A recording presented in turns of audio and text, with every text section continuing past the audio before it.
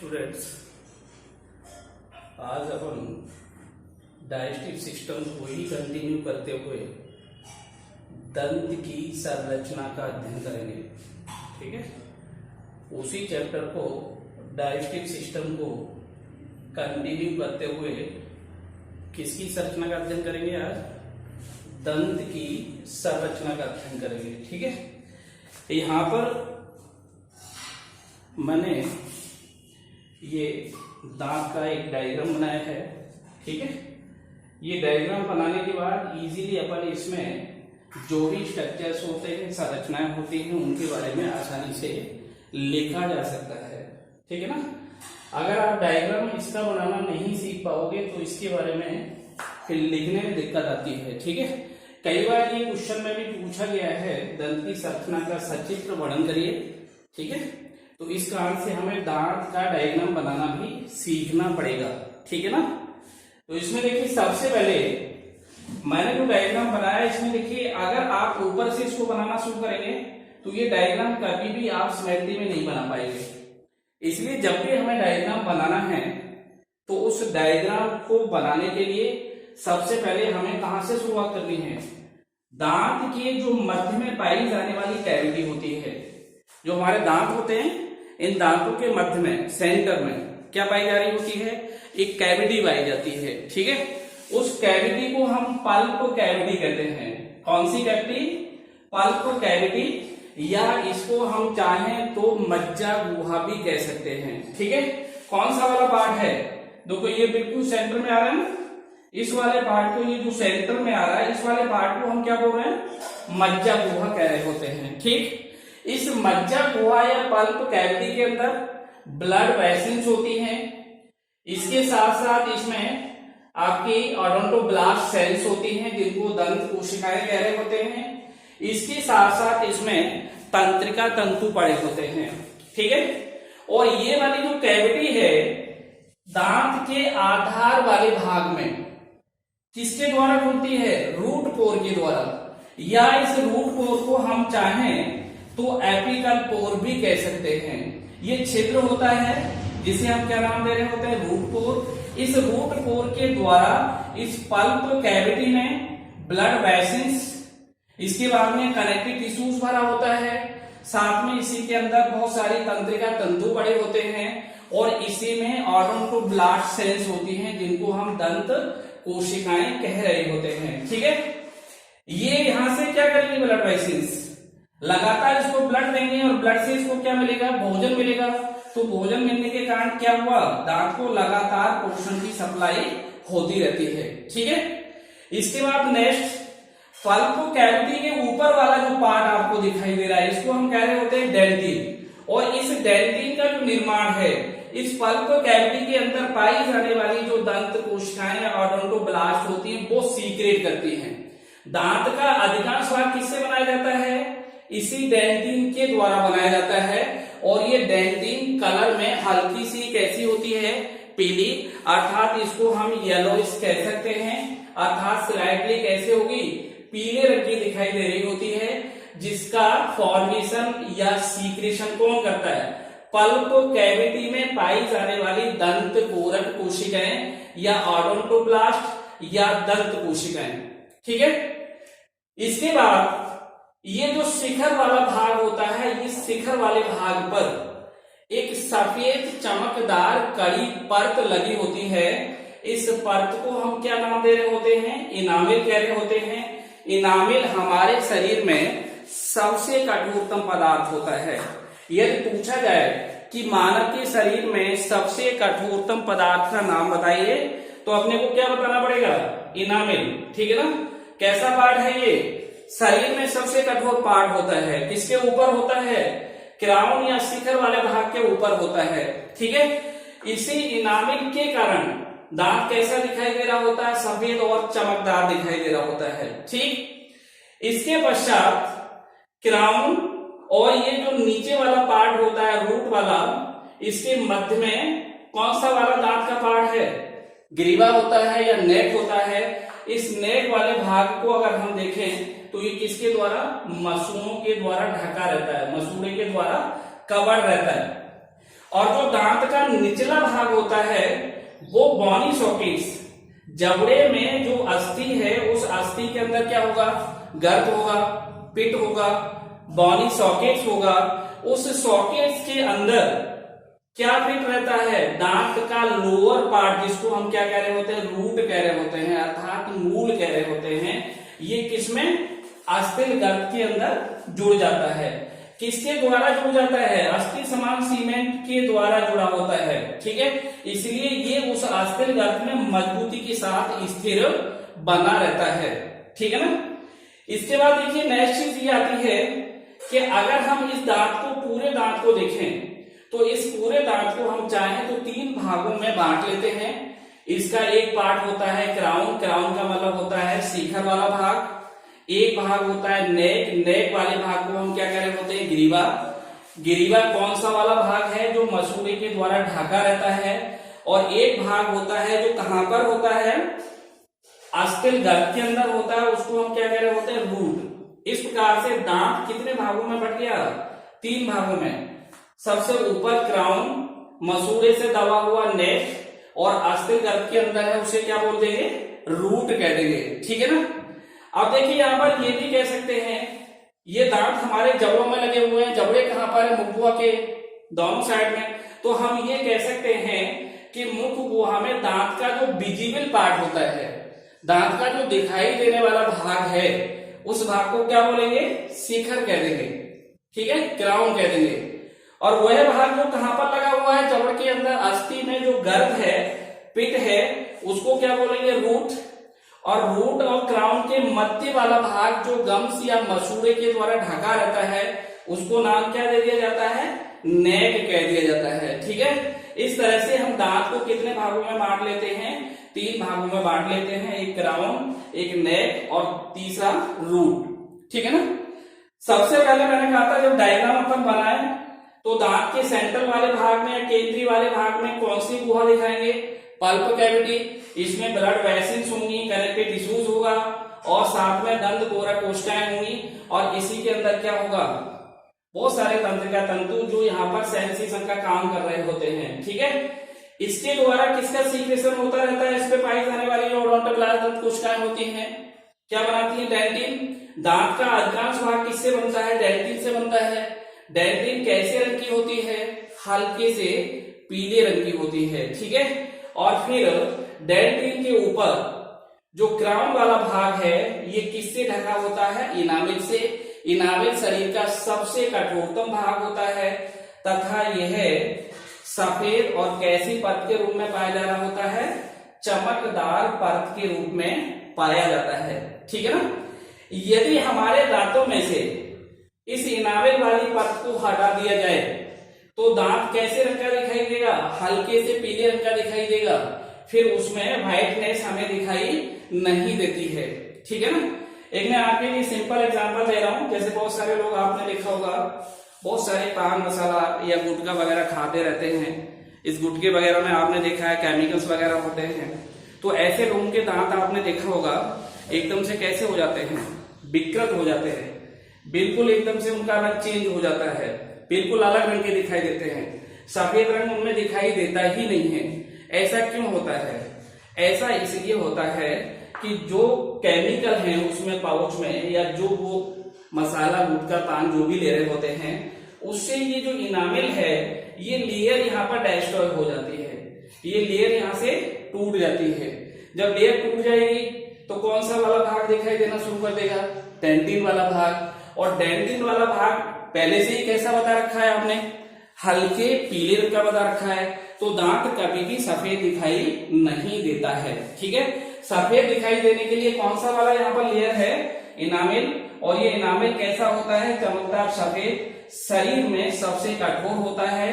अर्थात आपसे पूछा जाए कि शरीर में सबसे कठोर संरचना का नाम बताइए, तो बहुत सारे लोग अस्थियों के नाम लिख देते हैं, दांत का नाम लिख देते हैं। दांत का नाम नहीं लिखना है, क्या लिखना है, इनामिल ऑफ टीथ, या फिर आप क्या लिखेंगे, केवल इनामिल लिख सकते हैं। और ये एक्टोडर्मल होता है, बाह्य जनन स्तर से बनता है, ठीक है। अब जैसे आपको एक चीज मैं बता रहा हूं, हम लोग मॉर्निंग में सुबह क्या करते हैं, बिफोर मील ब्रशिंग कर रहे होते हैं दांतों की, ठीक है। क्यों करते हैं ब्रशिंग, दांत को चमकाने के लिए, सफेद बनाने के लिए? ऐसा नहीं होता। जो हम ब्रशिंग कर रहे हैं या हम टूथ ब्रश करते हैं दांतों पर, वो दांतों को सफेद नहीं बनाता है। वो केवल क्या करता है, जो दांतों के अंदर फूड पार्टिकल्स फंसे होते हैं या दांतों में कोई किसी तरह की गंदगी है, कंटामिनेशन है, उसको वहां से हटाता है, अर्थात दांत को सैनिटाइज कर रहा होता है, या हम ये कह सकते हैं कि ये दांतों को क्या करते हैं, क्लीन कर रहे होते हैं, ठीक है। जब वहां से फूड पार्टिकल हट जाएंगे तो उनका वहां कंटामिनेशन नहीं होगा, किसी तरह का मुंह से स्मेल नहीं आएगा। अन्यथा अगर यहाँ पर ये ब्रशिंग ना हो तो बहुत सारे फूड पार्टिकल्स वहां पर रहते हैं और ये धीरे धीरे कंटामिनेट होते जाते हैं, फिर ऐसे लोगों के मुख से स्मेल आना भी शुरू हो जाता है, ठीक है ना। तो कहने का मतलब ये है कि जो हम ब्रशिंग कर रहे हैं या टूथ ब्रश करते हैं, उसका मेन पर्पज होता है दांतों को क्लीन करना, दांतों से फूड पार्टिकल्स को सैनिटाइज करना, और इस कारण से दांत साफ बना रहता है।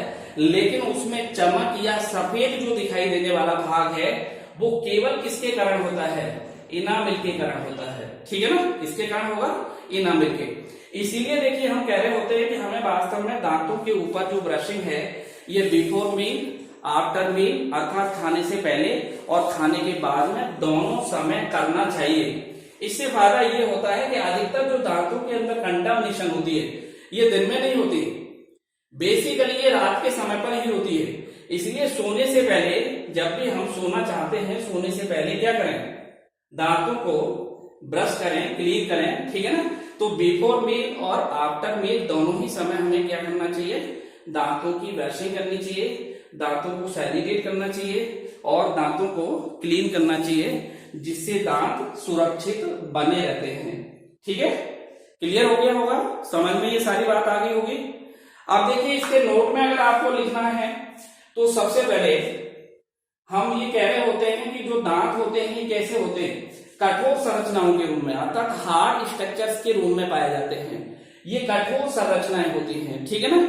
और प्रत्येक दांत के कितने भाग होते हैं, 3 भाग होते हैं, जिसमें निचला भाग होता है ये जबड़े की अस्थि में मैंने बताया था, गर्भ के अंदर पाया जाता है।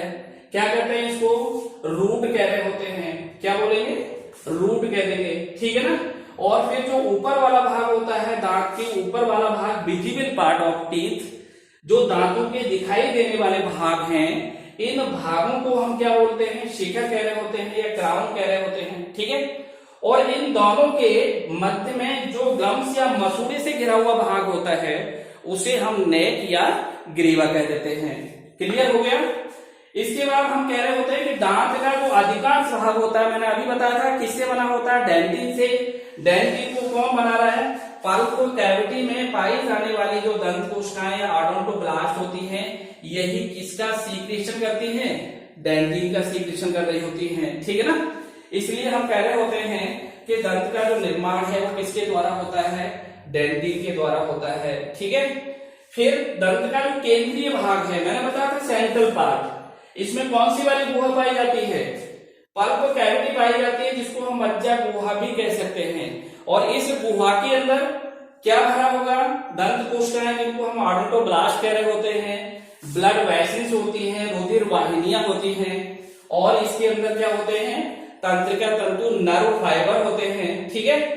ठीक इसके बाद जो इसका आधार वाला भाग होता है, बेस वाला भाग होता है, उसमें पाया जाने वाला जो छिद्र है उस छिद्र को हम रूट पोर कह देते हैं। दूसरा अगर हम नाम देना चाहें तो इसे हम एपिकल पोर भी कह सकते हैं। क्या कह सकते हैं, एपिकल पोर भी कह सकते हैं, ठीक है ना। कौन से वाले भाग को, जो आधारी वाले भाग में पाया जाने वाला छिद्र होता है, ठीक है। इस छिद्र को क्या बोला जाएगा, एपिकल पोर या रूट पोर। इसी रूट पोर के द्वारा पल्प कैविटी में रुधिर वाहिनियां जा रही होती हैं, इसी के द्वारा यहाँ पर नर्व फाइबर जा रहे होते हैं, और इसी में आपको मैंने बताया था क्या पढ़े हैं, कनेक्टिव टिश्यूज, साथ में इसके अंदर ओडोंटोब्लास्ट जो किसका सीक्रेशन करेंगे लगातार, डेंटिन का। और दांत का जो अधिकांश भाग है वो किससे बना है, डेंटिन से बना हुआ है, ठीक है। अब देखिए ये जो छिद्र होता है इसके द्वारा दांत को किसकी सप्लाई होगी, रक्त की, और साथ में उसको क्या मिलेगा, तंत्रिकीय प्रेरण मिलता है। जब रक्त यहाँ पर पहुंचेगा तो रक्त क्या लेके जा रहा होता है दांत में, पोषण लेके जा रहा होता है। अर्थात दांत को रेगुलर वे में नरिशमेंट या न्यूट्रिशन मिलता रहता है, किसकी सहायता से, रूट पोर की सहायता से, ठीक है ना। इसके पश्चात हम ये बता रहे होते हैं कि जो दंत कोशिकाएं होती हैं इनमें जितनी ज्यादा सक्रियता होती है उतना ही क्या करती है, ये दांत के आकार को बढ़ाती रहती हैं। अगर इन कोशिकाओं में निष्क्रियता आ जाए तो क्या होगा, दांत के विकास में रुकावट आ जाती है। अर्थात हम ये कह सकते हैं कि एक निश्चित आयु के पश्चात जो ये दंत कोशिकाएं होती हैं ये निष्क्रिय हो जाती हैं, और निष्क्रिय हो जाएगी तो दांत का विकास रुक जाता है, ठीक है। इसके पश्चात हम ये कह सकते हैं कि दंत कोशिकाओं का जो मुख्य काम है डेंटिन को स्रावित करना होता है, जो क्या करता है, दांत के आकार को बढ़ाएगा या दांत के आकार के साथ साथ उसकी संपूर्ण वृद्धि कराएगा, ठीक है। इसके साथ साथ मैंने बताया था कि शिखर वाले भाग पर एक चमकदार लेयर होती है जिसको हम इनामेल कह रहे होते हैं। यह हमारे शरीर का सबसे कठोरतम भाग होता है। अगर आपसे पूछा जाता है कि शरीर में पाई जाने वाली कठोर संरचना का नाम, तो हम किसका नाम लिखेंगे, इनामेल का नाम लिख रहे होते हैं, ठीक है। और साथ में हम ये कह रहे होते हैं कि जो रूट वाला दांत का भाग होता है वो किसके साथ में, अस्थिर गर्त में सीमेंट के द्वारा, सीमेंट भी कैसी होती है, अस्थि की समान, और मजबूती से ये चिपक जाता है, ठीक है ना। जैसे हम मकान बनाते हैं तो सारा की सारी जो ब्रिक्स हैं, ईंट्स हैं, उनको जोड़ने के लिए सीमेंट को काम में लेते हैं, इसीलिए यहाँ पर ये सीमेंट वर्ड यूज किया गया है। ऐसा नहीं है कि वो पदार्थ यहाँ पर है, वो पदार्थ नहीं है, यहाँ पर जो पदार्थ काम में आ रहा है वो कैसा है, अस्थि के समान ही होता है, और वही किसका काम कर रहा होता है, सीमेंट का काम कर रहा होता है। या फिर आप दूसरे शब्दों में ये भी कह सकते हो कि यहाँ पर एक परदंतीय झिल्ली बन जाती है जिसको हम पेरिओडोंटल मेम्ब्रेन कह देते हैं। यह झिल्ली बहुत ही मजबूती के साथ दांत को किसमें जोड़े रखती है, गर्त में जोड़े रखती है, जिससे दांत किसके अंदर, रूट पॉकेट्स, या आप चाहो तो क्या कह दोगे, बॉनी सॉकेट्स में मजबूती के साथ जोड़ा रहता है, ठीक है ना। क्लियर हो गया। अब देखिए इसको और अपन एक्सप्लेन कर सकते हैं। जैसे इसमें ये बताया गया है कि जो रूट पोर है, आपने देखा होगा कई बार कुछ एनिमल्स में दांत काफी बड़े दिखाई देते हैं, ठीक है। हमारे दांतों में जो वृद्धि है एक आयु के पश्चात लिमिट हो जाती है, उसके बाद दांत में वृद्धि नहीं होती।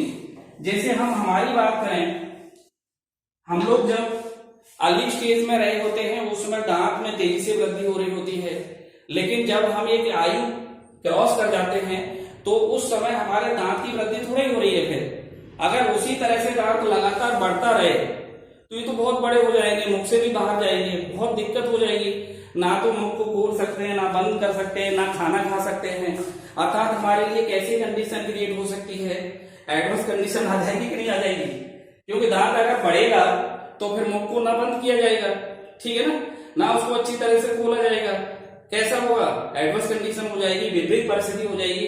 तो ऐसा इसलिए होता है कि हम लोगों में या ह्यूमन बॉडी के अंदर जो रूट पोर होता है ये नैरोअर हो जाता है, यहां से कैसा हो जाता है, संकरा हो जाता है, और जब संकरा हो जाएगा तो यहां से जो नरिशमेंट जाना चाहिए दांत के लिए, यहां से दांत के लिए जो पोषण जाना चाहिए वो पोषण में कमी आ जाएगी।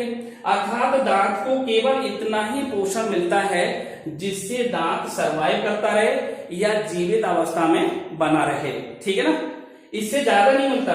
अगर ये रूट पोर अर्ली स्टेज के बराबर ही यहाँ पर डायमीटर को बनाए रखे, उतने ही व्यास का बना रहे, तो क्या होगा, पोषण बराबर मात्रा में मिलता रहेगा और दांत भी क्या होंगे, वृद्धि करते रहेंगे, जो हमारे लिए कैसी स्थिति होगी, एबनॉर्मल हो जाएगी। कैसी स्थिति हो जाएगी, बिल्कुल एडवर्स स्थिति हो जाएगी। इसीलिए हमारे अंदर एज बढ़ने के साथ ये रूट पोर कैसा हो जाता है, नैरोअर, और केवल उतना ही पोषण यहां से दांत को मिलता है जिससे दांत सर्वाइव करता रहे या दांत जीवित बना रहे, उससे ज्यादा नहीं मिल पा रहा होता है, ठीक है। इसलिए हमारे दांतों की वृद्धि कैसी हो जाती है, निष्क्रिय हो जाती है फिर, ठीक है ना। क्लियर हो गया।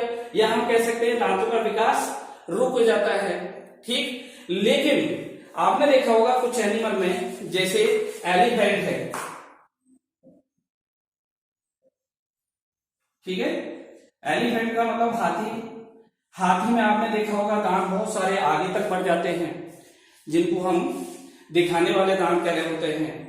वो दांत खाने में काम आते ही नहीं है, केवल किस में काम आ रहे हैं, दिखाने में। ऐसा क्यों होता है? ऐसा इसलिए होता है कि एलिफेंट के अंदर पाया जाने वाला दांत में जो हमारे सामने वाले इंसिजर दांत या वाइटिंग टीथ होते हैं, उनमें लगातार रूट पोर का साइज वही बना रहता है। उसका जो डायमीटर है रूट पोर का, वो बराबर वही बना रहता है, इसलिए यहाँ पर नरिशमेंट उतना ही मिलता रहेगा। तो दांत में क्या होती रहेगी? वृद्धि होती रहेगी। इसलिए वो दांत उनके मुख से बाहर निकल जाता है, वृद्धि कर जाता है, और वो खाने में काम नहीं आता। ठीक है ना।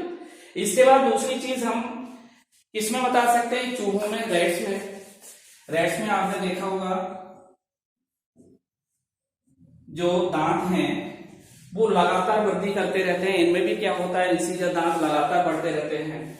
इसलिए आपने देखा है उन इंसिजर दांतों की वृद्धि को रोकने के लिए चूहे क्या करते रहते हैं, इनका फ्रिक्शन करते हैं, घर्षण करते रहते हैं। इस घर्षण से क्या होता है, दांत की वृद्धि रुक जाती है। चूहा आपने देखा होगा किताब को भी काट लेगा, कहीं पर लकड़ी रखी है उसको भी काटने का प्रयास करेगा, कपड़े को भी काटने का प्रयास करेगा। तो ये ऐसा नहीं है कि ये उसका भोजन है, ये केवल इसलिए होता है कि उसके दांत लगातार अगर फ्रिक्शन होता रहेगा तो घिसते रहेंगे, वो वृद्धि ज्यादा नहीं कर पाएंगे, इसलिए उसके अंदर एडवर्स कंडीशन क्रिएट नहीं हो पाती है। ठीक है ना, क्लियर हो गया। अब देखिए एक चीज यहाँ पर विशेष रूप से मैं आपको बताना चाहूंगा, बहुत इंपॉर्टेंट है। दांतों के लिए 3 तरह के टर्म यहां पर काम में लिए जाते हैं। एक टर्म होता है हेट्रोडोंट, दूसरा टर्म होता है डाइफायोडोंट,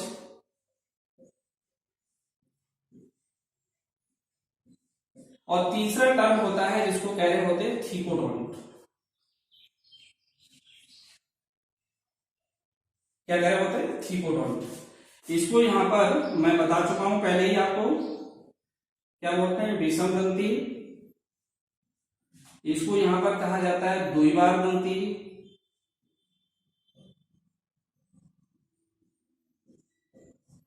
और इसको कहा जाता है गर्त दंती।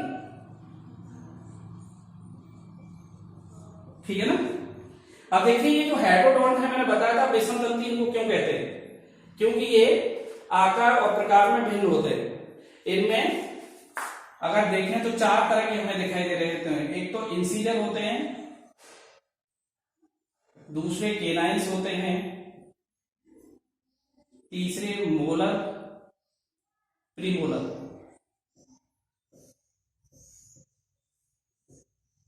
और चौथे होते हैं मोलर्स। ठीक है। इंसिजर को हम कह रहे होते हैं वाइटिंग टीथ, जो काटने का काम कर रहे होते हैं भोजन को। केनाइन क्या कर रहे होते हैं, चीर फाड़ करने का काम करते हैं, पॉइंटेड होते हैं, नुकीले होते हैं। इंसिजर आप सामने देखिए, लाइक ए चीजिल, बिल्कुल काटने के रूप में। चीजिल का मतलब है छेनी से लोहा काटा जाता है, वैसे आकार लिए हुए होते हैं। प्री मोलर और मोलर, इन दोनों के ऊपर क्या होता है, चौड़ी कैविटी पाई जाती है, और उस कैविटी के अंदर बहुत सारी दरारें लगी होती है, जिनको क्या कहते हैं, रिच। और वो भोजन को क्या करती है, पीसने का और चबाने का काम करते हैं। ठीक है ना। तो इसलिए इनको हम क्या कह रहे होते हैं, विषम दंती, अर्थात सारे के सारे आकार में कैसे दिखाई दे रहे हैं, अलग अलग दिखाई दे रहे हैं। इसके बाद मैंने बताया था डाइफायोडोंट, द्विबार दंती। द्विबार दंती का मतलब क्या होगा, मैमल्स में या हमारे मनुष्य में कहे, हमारे अंदर कहे तो दांत जीवन में कितने बार आ रहे हैं, 2 बार। पहली बार जो आते हैं वो कैसे होते हैं, या तो मिल्क टीथ कह दो उनको, ठीक है, और दूसरी बार कैसे होते हैं, परमानेंट।